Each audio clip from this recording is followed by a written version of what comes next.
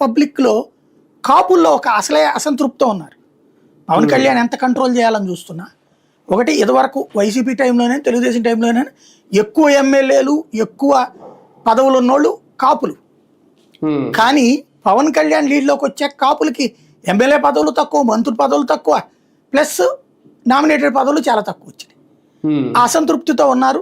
Plus Telugu Desam జనసేనలు Chandrababu Pawan Kalyan బాగా క్లోజ్గా ఉన్న కింద స్థాయిలో కనబడుతుంది.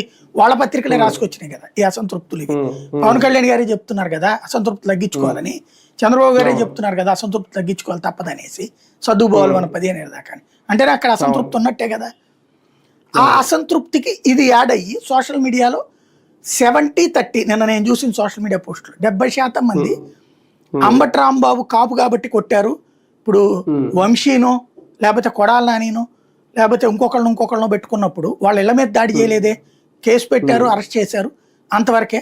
వాళ్ళు ఇళ్ళని తగలబెట్టలేదు, వాళ్ళ ఇళ్ల మీద చేయలేదు, అదే ఇతని దగ్గరకు వచ్చేటప్పుడు చేశారన్న ప్రచారం బిగించేశారు.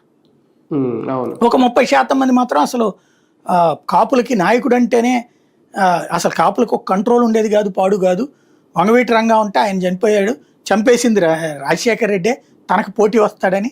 ఆ తర్వాత వచ్చి ఇది ఇతన్ని పట్టుకొచ్చి అంటే తర్వాత వచ్చి చిరంజీవి పెడితే చిరంజీవిని తొక్కేసింది కూడా రాజశేఖర రెడ్డి.